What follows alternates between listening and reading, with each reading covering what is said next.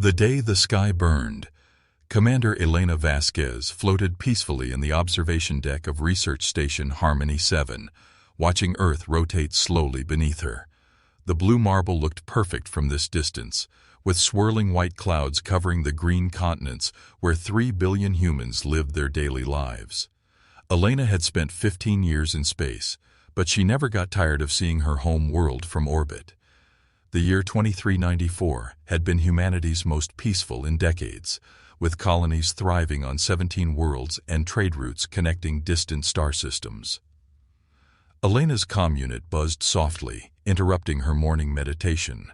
Lieutenant David Park's voice crackled through the speaker with unusual urgency. "Commander, we're receiving an unknown transmission on all frequencies. It's not coming from any human source, and the signal pattern doesn't match anything in our database."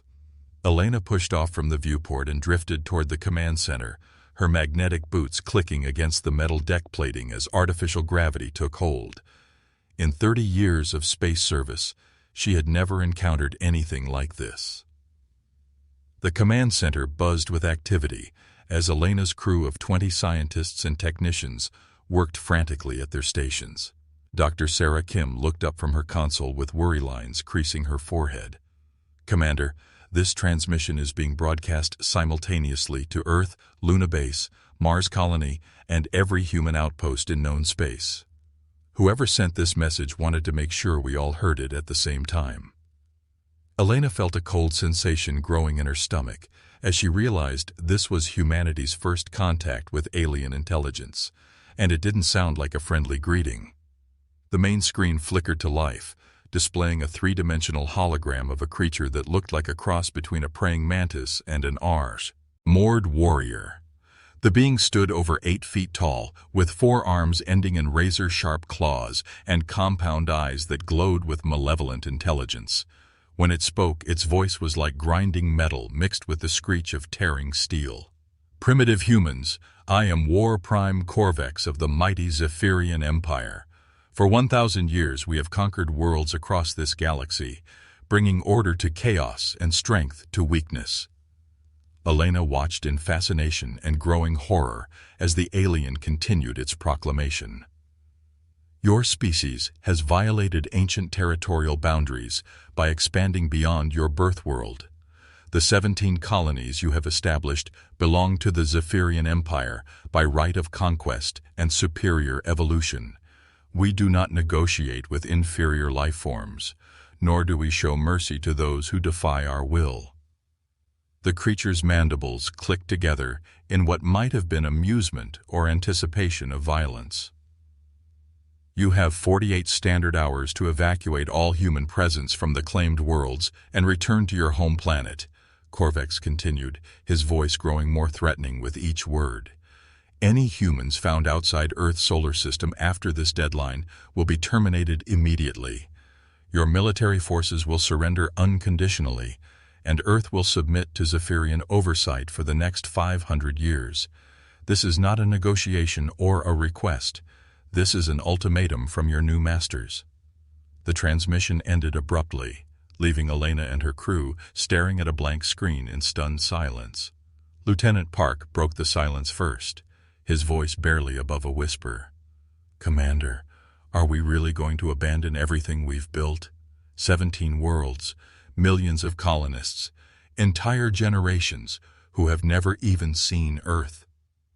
Elena looked around the command center at the faces of her crew, seeing the same mixture of fear and defiance that she felt burning in her own chest.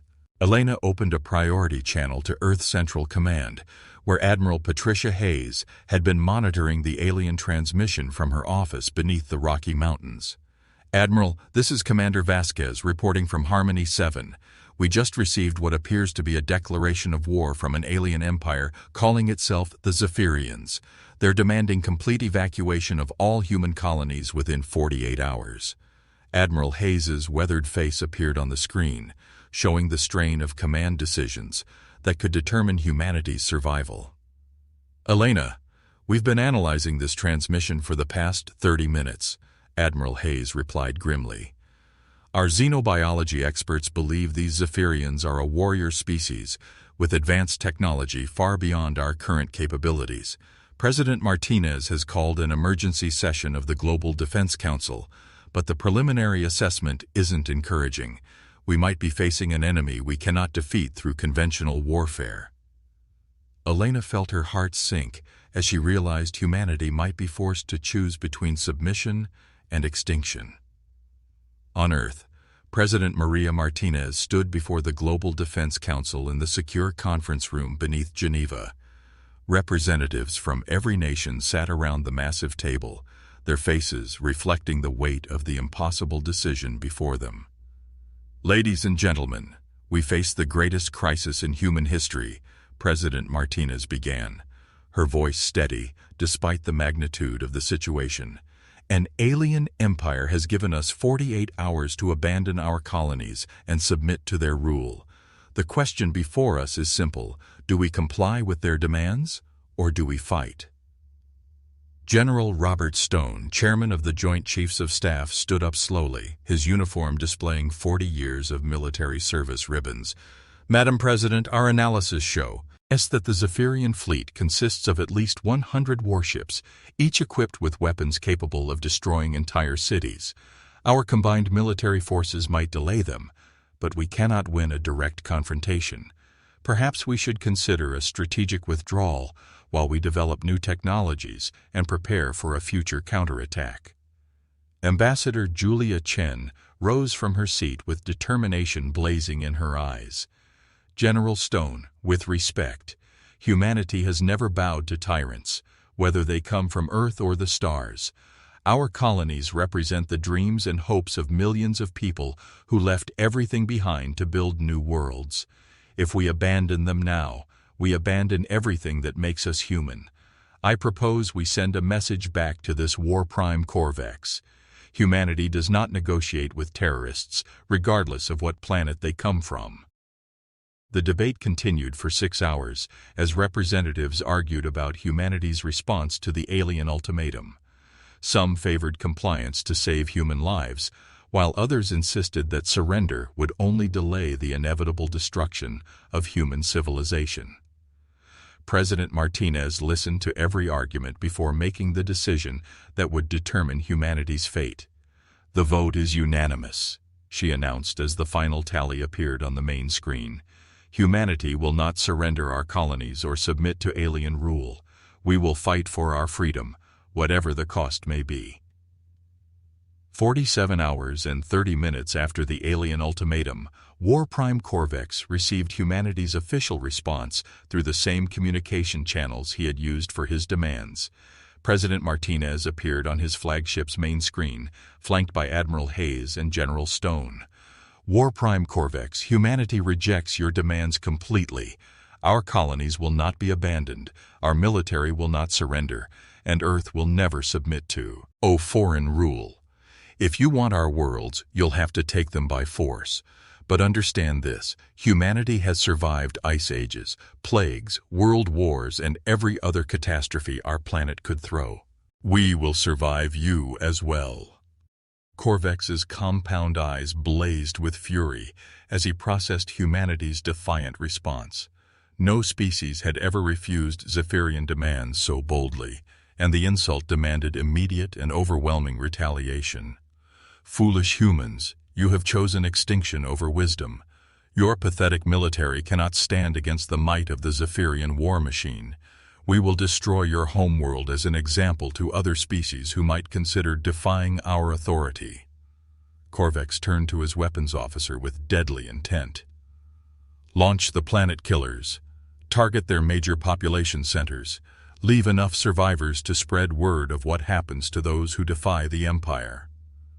10 antimatter missiles launched from the Zephyrian flagship, each one capable of destroying an area the size of a small country.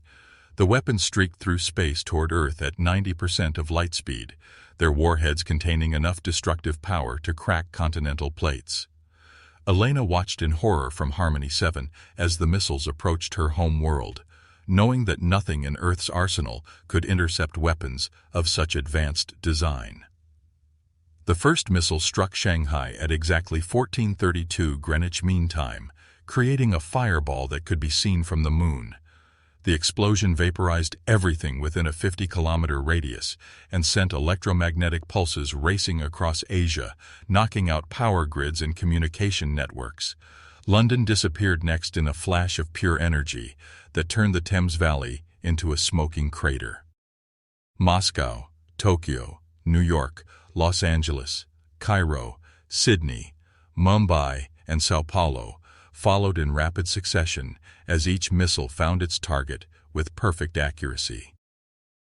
2 billion human beings died in the span of 15 minutes as the Zephyrian attack turned Earth's greatest cities into radioactive wastelands. Elena collapsed to her knees on Harmony 7's observation deck, tears streaming down her face as she watched her homeworld burn. The beautiful blue marble was now scarred with 10 massive craters that glowed like malevolent eyes in the darkness. Everything she had ever known and loved had been reduced to ash and radioactive debris by an alien enemy who saw humans as nothing more than troublesome insects. Deep beneath the Colorado Rockies, Dr. Marcus Chen felt the mountain shake around him as seismic waves from the orbital bombardment reached his underground laboratory. The reinforced bunkers had been built to survive nuclear war, but the alien attack was far more devastating than any human weapon. Marcus knew that the surface world had just died, along with most of the people he had spent his life protecting. But he also knew that this moment had been anticipated for decades, and humanity's real military capabilities were about to be revealed. Marcus's fingers flew across his computer keyboard as he entered the activation codes that had been sealed for 30 years. Project Phoenix is now active, he announced into his communication headset as hidden facilities around the world responded to his signal. All Ghost Fleet commanders, report to battle stations. The masquerade is over. It's time to show these aliens what humanity is really capable of when we stop pretending to be weak. Around the solar system, 37 secret military bases began powering up weapons and ships that officially did not exist. Mining stations revealed hidden armor plating and concealed weapon systems.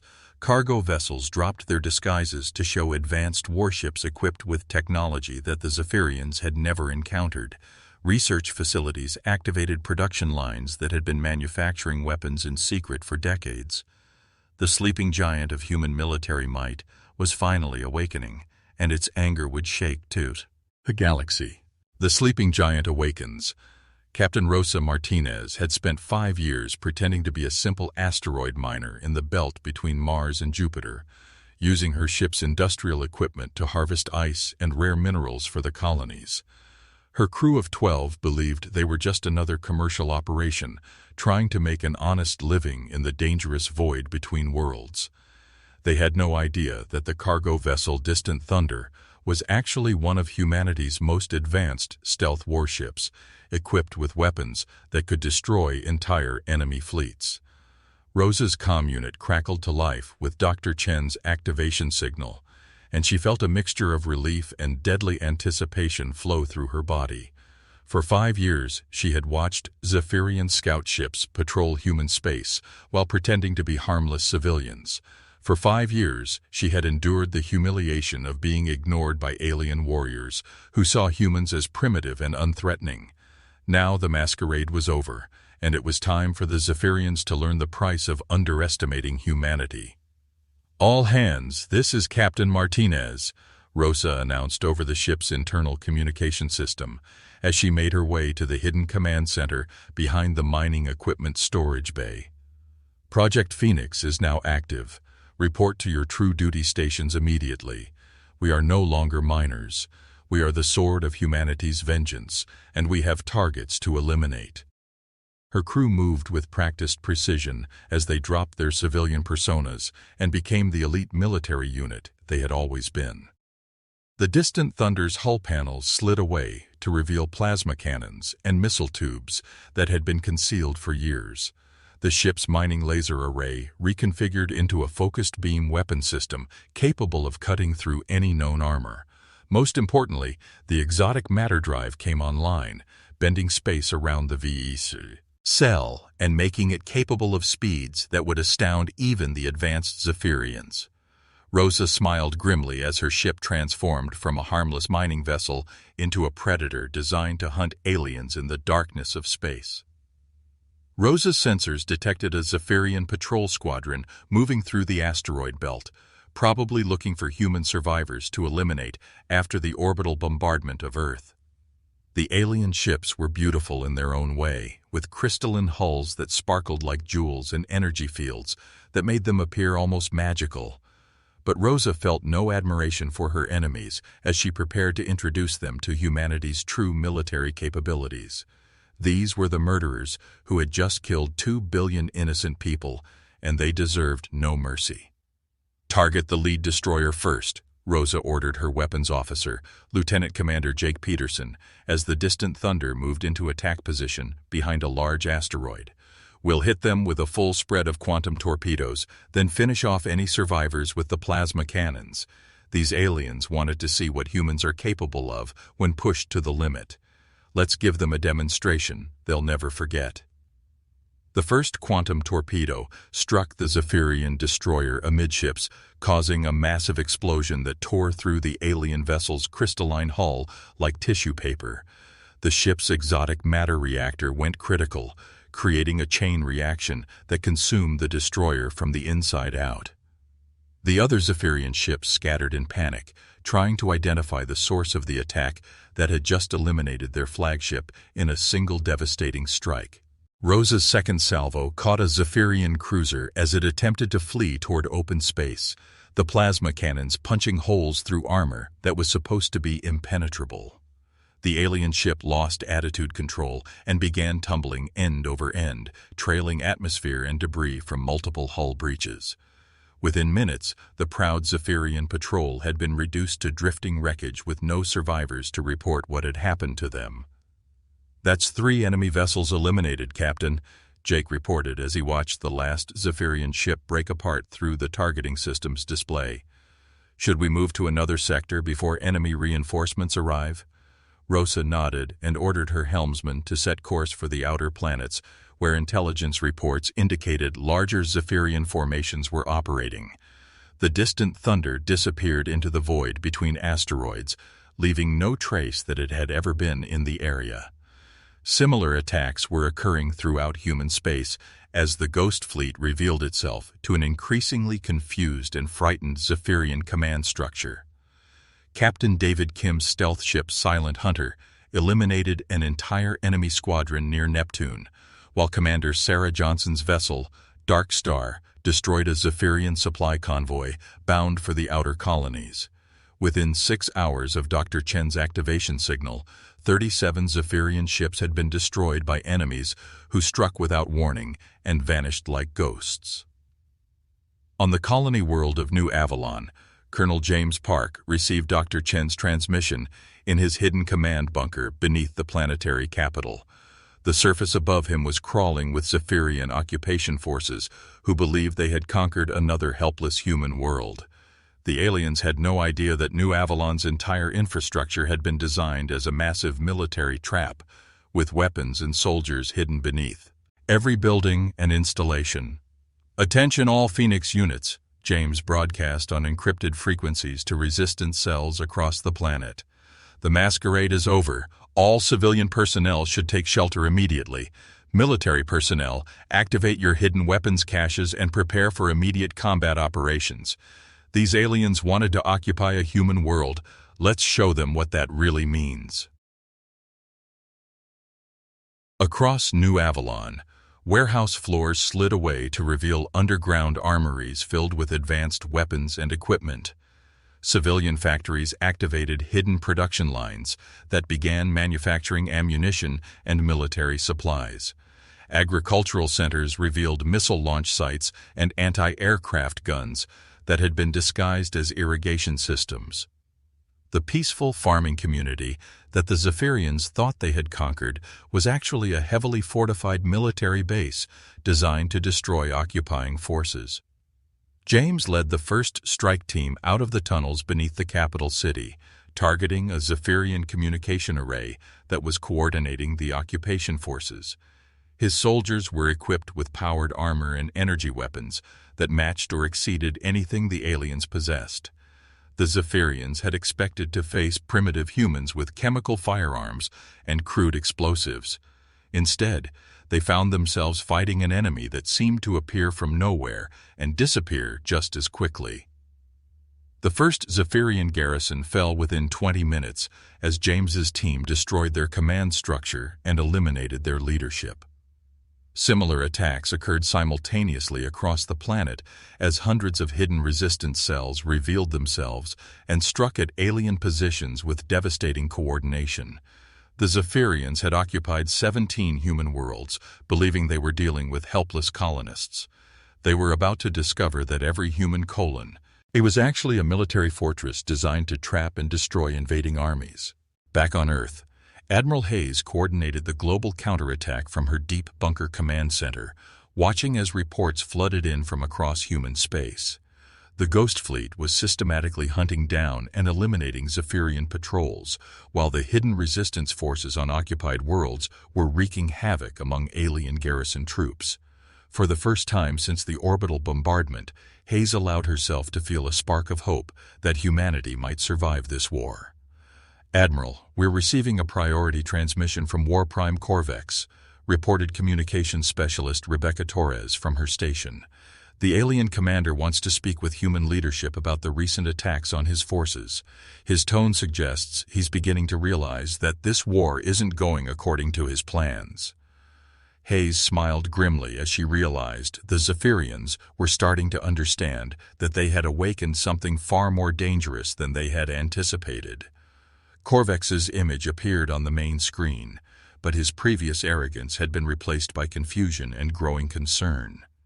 "Human leaders, you will explain how your primitive military forces are destroying advanced Zephyrian vessels. Our intelligence indicated that your species possessed only crude chemical propulsion and simple nuclear weapons. The attacks we are experiencing suggest technological capabilities that should be impossible for your development level." Admiral Hayes stood before the communication array with steel in her voice and fire in her eyes. "War Prime Corvex, you made the same mistake that tyrants throughout history have always made. You assumed that because we appeared weak, we actually were weak. You saw our civilian populations and mistook them for our military capabilities. You wanted to see what humanity was really like when pushed to the limit. Congratulations. You're about to find out." "Impossible," Corvex snarled, his mandibles clicking together in agitation. "The Zephyrian Empire has conquered hundreds of worlds across the galaxy. No species has ever possessed the technology to match our military superiority. Your attacks are some kind of deception or trickery that cannot be sustained against our full strength." Hayes could see fear beginning to creep into the alien commander's compound eyes as his certainty started to crumble. "War Prime, humanity has been preparing for this day for over 50 years, Hayes continued relentlessly. "Every mining ship, every cargo hauler, every research station you ignored was actually a military vessel waiting for orders to reveal its true nature. Every colony you occupied was a fortress designed to trap and destroy invading armies. We let you think we were weak because it served our purposes. The question now is, are you prepared to face the consequences of your actions?" The transmission ended as Corvex realized that his easy conquest of humanity had become a nightmare of unprecedented proportions. Elena Vasquez watched the exchange from Harmony 7, feeling a fierce pride swell in her chest as she understood the full scope of humanity's deception. The research station around her was already transforming, revealing weapon systems and armor plating that had been hidden beneath its scientific exterior. She was no longer just a research commander.